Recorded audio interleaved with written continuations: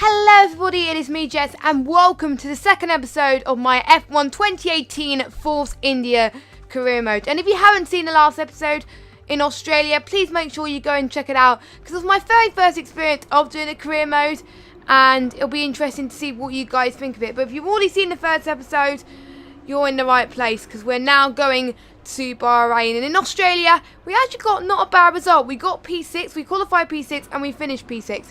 But we made a few careless mistakes, which we're hoping to correct for this episode in Bahrain. So we're keeping our fingers crossed for that, and we are hoping to stay inside the top 10 and possibly gain higher than P6. That is our aim for it. Because if we get higher than P6, it shows that we've progressed and we are fully immersed into this career mode. Now, Bahrain is a track where I really don't like because there are corners which always get me out nearly all the time, so I have to be extremely careful with those, and I wonder how the team would feel about that, but we'll have to wait and see. But right now, let's get into practice.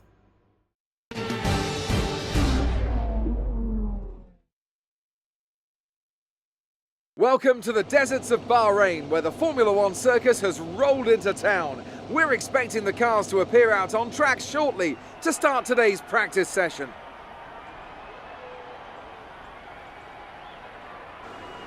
Beside me to take you through free practice today is a man with 3 decades of racing experience under his belt. It is, of course, Anthony Davidson. Thanks for joining us today, Anton. Tell me, where should we be focusing our attention today? I think we need to be looking across the entire field to see how far these cars are able to push a single set of tyres. While everyone will be trying different setups and running with different fuel loads, if you're attentive enough, you can definitely pick out trends for each type of tyre compound, which will give us a rough idea of how long the drivers are able to stay out there during a stint in the race. So we move on to the first session of practice then, and that was track acclimatization. And to be honest, in Bahrain I found it extremely difficult because the corner you have just seen I managed to get a red for, and that was a bit annoying because most of the corners we actually reached, we got a purple, which was absolutely fantastic, but we got a few greens as well. So I was trying to get used to the track. I was able to approach it with more speed than I did in Australia, probably because it's much faster for grip, and Mercedes is more suited to that, the Mercedes power unit. That is not the Mercedes car, of course. And as we approached the final corner of our final track acclimatization lap, we felt like we could have done better. We have missed a few corners, like we said, but it was what the team asked for, so we were pretty happy with that. We managed to get green, but hopefully in the next race we could be aiming for purple. And the next practice session we were aiming for was fuel consumption. I thought it was going to be quite easy, but again, it was very tricky to save as much fuel as we possibly can. We had to lift and coast a little bit more just to make sure we could get into the greens. Unfortunately, we couldn't get into the purples due to the fact that it was fuel heavy, this track, and I just couldn't tell which was the best fuel usage. So I'm guessing the good fuel saving was enough for me, and we didn't have enough time after that because we had to redo the tyre acclimatization to see if I can improve, and I need to do a bit more fuel consumption to see if I can get a purple, but unfortunately we didn't. So we are into the end of practice 1 then, and we actually got P5 there on the soft tyre, which was amazing because we were not that far off first place for Kimi Raikkonen, who also set practice 1 in the soft tyre. So I do believe at this point we were on race strategy here, where we had to make sure we set a good lap time with a certain strategy in mind. So we managed to get into the purple for that, which was really good. I was very, very impressed with how our race strategy did. And also for qualifying strategy, which wasn't shown, we managed to get a very good lap time. We managed to get pole in practice 2, which was absolutely amazing. And we're looking forward to seeing how we could improve as the practice sessions goes on. Is about to begin here in Bahrain. The teams will have arrived with all manner of parts designed to capitalise on the long straights. The cars will be that much harder to drive in the corners, but everyone will be in the same boat. So now we move on to short qualifying like I promised. I did 1 short qualifying beforehand, but I wanted to get a few more laps in, see if I can challenge myself. And as you can see, weather seems to be on our side today and it is nice and dry. But obviously it doesn't rain in Bahrain, so if it did rain in Bahrain, I would be absolutely shocked. Now the major difference on F1 2018 is short qualifying has been increased back to 18 minutes, which I don't know how I feel about that, but at least it gives people a lot more time to get a few laps in and see if they can get used to the track a bit more. But personally, I liked it at 10 minutes. It got a bit more pressure on the drivers, a little bit more, especially when there was league races going on, to see if they can set a lap. But, you know, people have different opinions anyways. Max Verstappen has set one of the first laps of the qualifying session, which definitely gave us a lot more pressure as going to that. So far, our laps seem to be very, very clean indeed. But as we got to the dreaded corner, I think we clipped the corner a little bit there, the curb I mean, so that didn't help us in the slightest. So we probably lost a little bit of time, but it could have been worse. It could have been that we binned it in the wall, but luckily we didn't at the moment. We negotiated that corner a bit more cleanly as well. So Bahrain is turning out to be a lot better than we were expecting.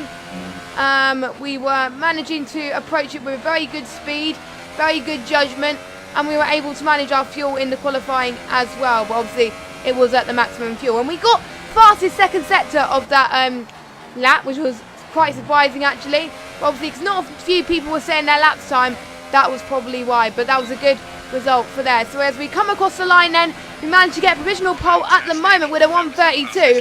That was a faster lap than I ever set in Bahrain, so I was pretty impressed with that.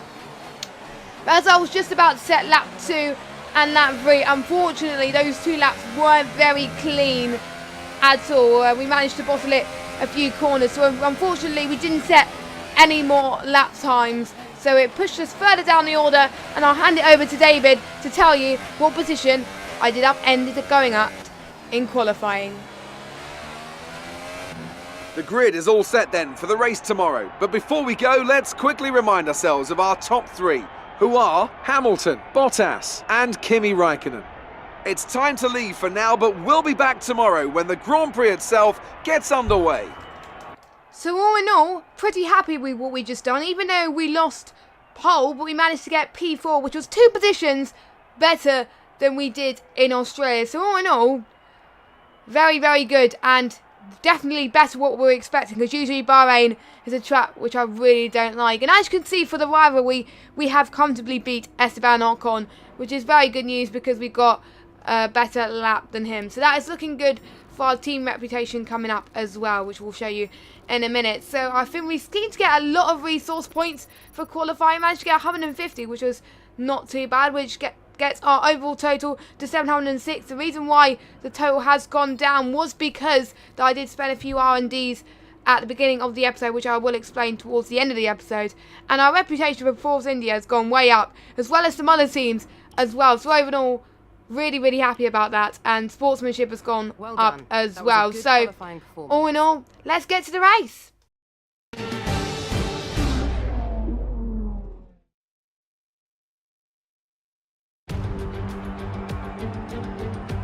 The curtain rises once more then on the desert stage of Sakir as the players take their places for the opening act. Will they enthrall us like they did in 2014 with that titanic battle between Nico Rosberg and Lewis Hamilton? Well, we'll find out shortly as we get underway here in Bahrain. We go racing today around 3.36 miles of the magnificent Bahrain International Circuit, with 15 corners and 2 good passing opportunities into turns 1 and 4. Keep an eye out for drivers locking the front left tyre into the tricky braking zone of turn 10.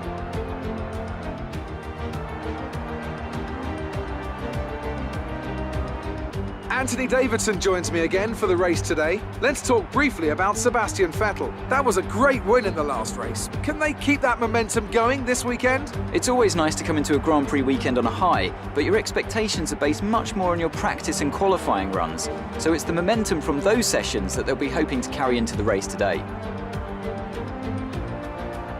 We're almost ready to go then, and this is what the starting grid looks like for today's race. Lewis Hamilton lines up on pole position, and Valtteri Bottas will line up alongside. Looking down the rest of the grid, we have Räikkönen, Bell, Sebastian Vettel and Ricciardo, Magnussen, Grosjean, Alonso and Carlos Sainz, Ocon, Verstappen, Charles Leclerc and Van Dorn, Hülkenberg, Gasly, Brendan Hartley and Marcus Ericsson, Stroll and Sergei Sirotkin rounds off the grid.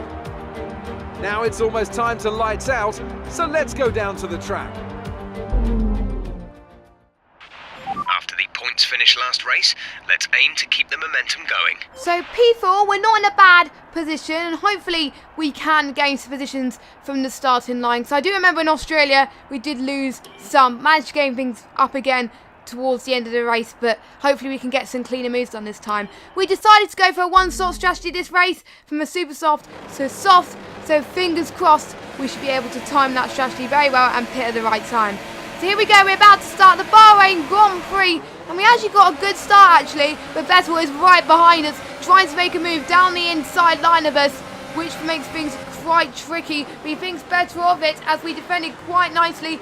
A few banging whittles from Valtteri Bottas, but we managed to get ourselves up into P3 at the first few corners, which is absolutely good stuff. So gained one position, not too bad, but we were not that far behind of Bottas, so we were able to make a move down the outside of him very nicely indeed. Again, a few banging of wheels there, but that allowed Hamilton to pull up his way in the lead so far. He's already gained about 2 seconds already, which really helped him, but definitely not helped us. But we already have Bottas, Vettel and Raikkonen already hitting up at our heels at the moment, so we were under intense pressure, and especially around this dreaded corner, to see if we couldn't make a mistake. We made a little bit of a mistake there in the first lap, which allowed Bottas, Vettel and Raikkonen to gain a little bit more time, and they were able to see if they could gain a move. Bottas was going to go around the inside of us, and a few banging of wheels again. Unfortunately we had to let him through for that due to our mistake, but we had another chance in the lap 2. And there was no DRS obviously, but we were able to gain some more speed on the straights. Obviously Mercedes had the same power unit as us, so we had a level playing field. But going into turn 1, we managed to do that very, very well and overtake that quite cleanly. No dive bombs, no banging of wheels. It was probably one of the cleanest overtakes we have done so far. So all in all, we were trying to catch up to Hamilton now, but we already know that Bottas and Vettel was very, very close indeed.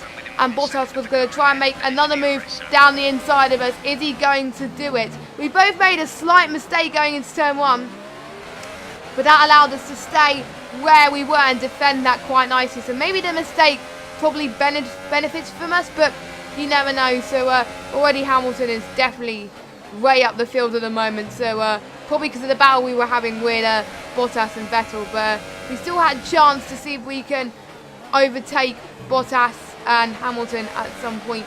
But we were approaching the pit window very soon, and Bottas was going to try and make another move around the same corner. He likes that corner now, so it is going to be very, very tough. And Bottas made the move done perfectly, but a little bit of mistake from Bottas costed him the move, and that allowed us to go through another clean overtake from us. I can't believe that we were doing clean overtakes. Bottas did seem to struggle a little bit on pace there, which helped us quite a lot. So we've got one more lap to see if we can gain some more pace, to see if we can stay position coming into the pits, because that would gain a lot more advantage. But as we were coming into that dreaded corner, we binned it, and that allowed Bottas to gain position back, which didn't help us in the slightest there. So it was a bit of a shame from us, a bit of a disadvantage, because the tyres started to struggle a little bit. That was probably why we binned it at the corner, so I felt it was the right time for us to pit currently. So that would be a good strategy for us. And usually the AI at this difficulty usually pit a lap behind us. So us pitting right now will definitely help us right now. Even though it said we would rejoin at P20, a lot of the AI will pit after us. So it didn't really matter in the slightest. So I wasn't that worried about losing position right now, because we would know we would gain some as we were heading towards lap 6 and lap 7 or so. So we were not too worried going to that. And as you can see, the tyres were starting to get a bit too cold, and I was pushing the throttle a little bit too much. So that was why approaching turn 1 wasn't the best move at the moment. But as the tyres were starting to warm up, we were able to do the approach turn 1 a bit more cleanly in future laps. So that was very, very good indeed. We were approaching lap 6 then. Vettel managed to jump us in the pits, which wasn't the best, I think.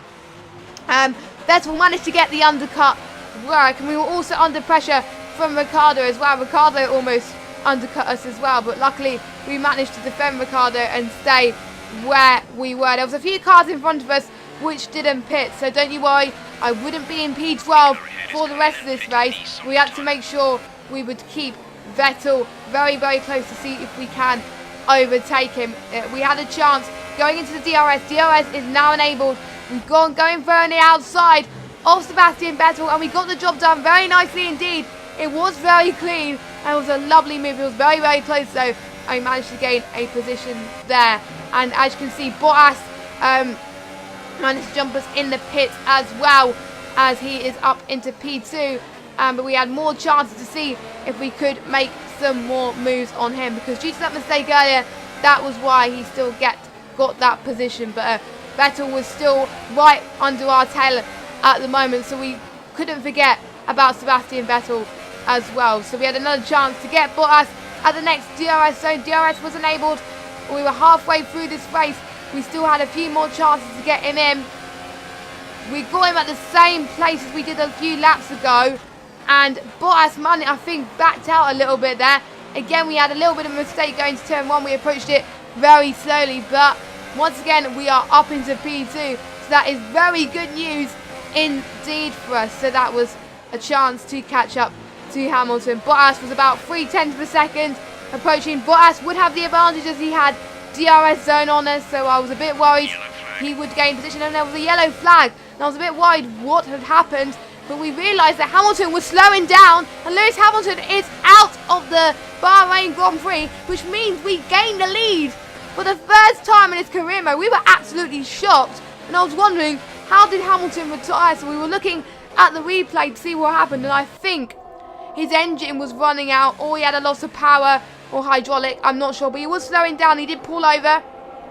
It wasn't any damage to his front wing or anything, so it must have been an engine failure. So what a shame for Lewis Hamilton, and but what an advantage for us, as we had to see if we can try and defend that lead. We were under a lot of pressure, and I was getting a bit tense. I wanted to make sure I retained that lead, so I really wanted to gain that win now. Now I know that I'm in the lead. The win is definitely in sight now, as Bottas got that move done. But I was like, no, Missy, you're not having that first place. And I managed to get him again and get him in the lead. It's the same mistake that Bottas has made throughout every single lap through this corner. So possibly that corner didn't help at all during this race, but that definitely helped for us. But during the race, we saw that Vettel and Bottas were flipping between the two, between second and third place, and they were both closing behind us very, very closely indeed. So I was a bit worried to see if he can make it. Almost a bit of a slide for us. I was a bit worried that we were pushing the tyres a little bit much, and they were getting a little bit hot, so that was why I had to turn down the throttle a little bit more. So approaching lap 11 then, and Vettel regained second place. I think Bottas must have been struggling on his tyres, and probably because Vettel did pit before Bottas, but I was a bit worried Bottas was struggling because Bottas had newer tyres than Vettel, but you never know. But I think the battle that happened between Vettel and Bottas did help us stretch the gap up a little bit to about 2 or 3 seconds. So the pressure was starting to get less into me, but all I needed to do was to not bottle it, and I would win this race. And if I did bottle it, it would get the chance for Vettel and Bottas to gain position. Vettel was about almost 2 seconds separating us, and I was a bit worried he would gain time.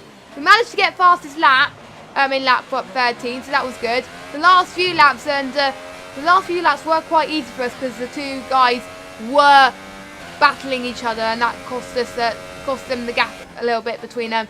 And we are on the final lap of this Bahrain Grand Prix.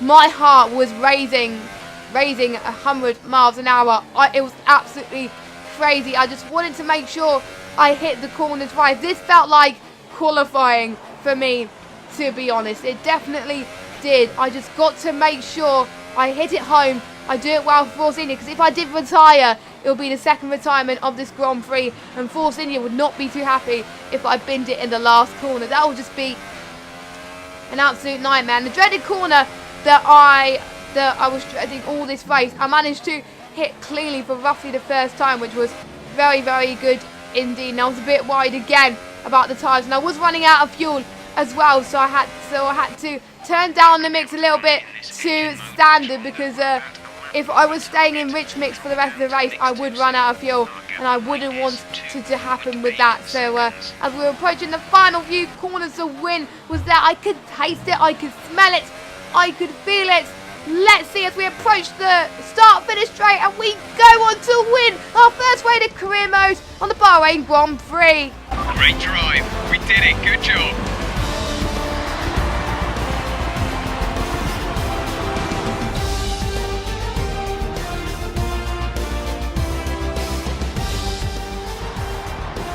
Brilliant stuff from Force India today. What a superb victory.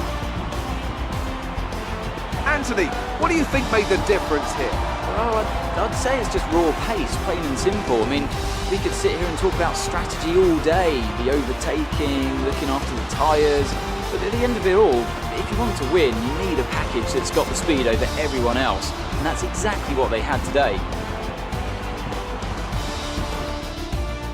I can see them on their way out to the podium now. Force India have really come a long, long way in this sport, and what a special race this was to see them earn that top spot.